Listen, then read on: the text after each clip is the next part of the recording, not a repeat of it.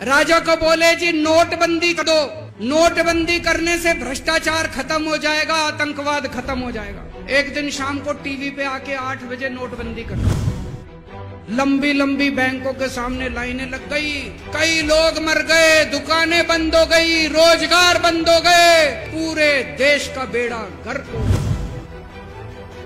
फिर एक दिन कोई आके बोला जी 2000 का नोट ले आओ। राजा 2000 का नोट ले आया।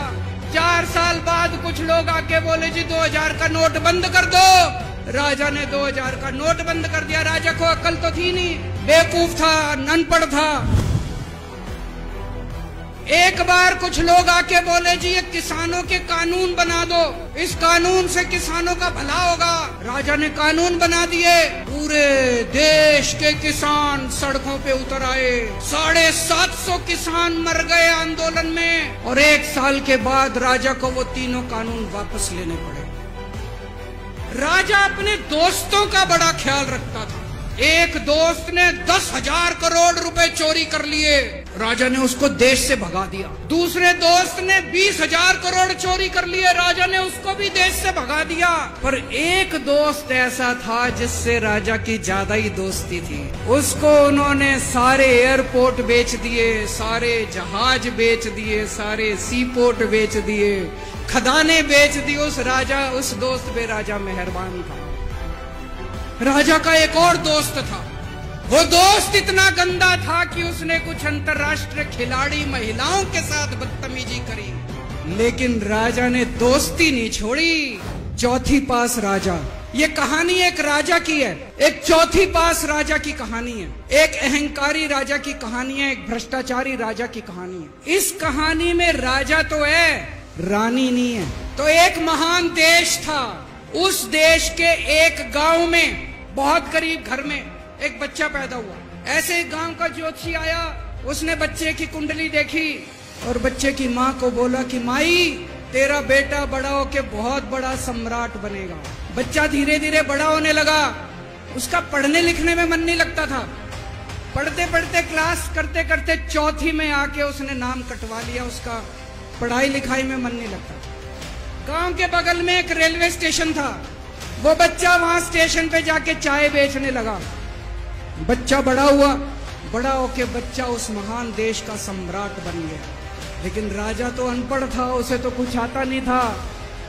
वो राजा अनपढ़ था, उसे लगता था मैं अगर अफसरों से पूछूंगा तो मेरी कमजोरी सबके सामने प्रकट हो जाएगी। अफसरों को लगेगा मेरे को कुछ आता नहीं है। अफसर जो मर्जी लेके आते थे वहां साइन कर देते थे।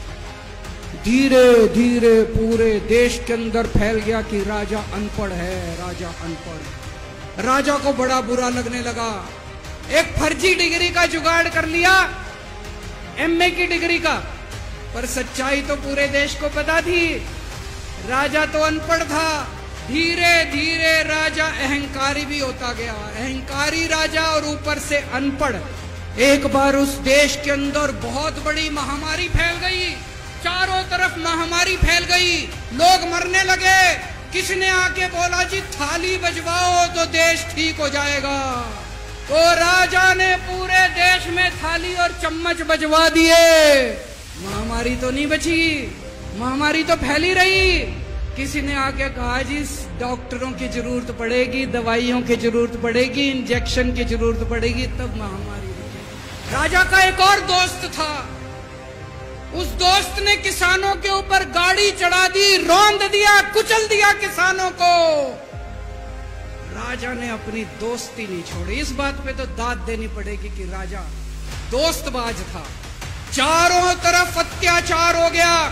चारों तरफ देश के अंदर इनके अपने लोग जो थे वो बलात्कार करने लगे, गलत काम करने लगे, हाहाकार मच गया।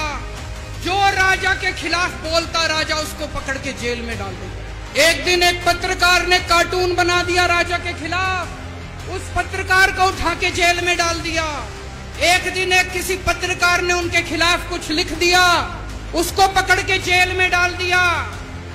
जो राजा के खिलाफ बोले उसका बेड़ा गर्क। कोई जज अगर उस राजा के खिलाफ ऑर्डर करता था, राजा उसको बख्शता नहीं। और एक दिन घनघोर बारिश आई, तूफान आया।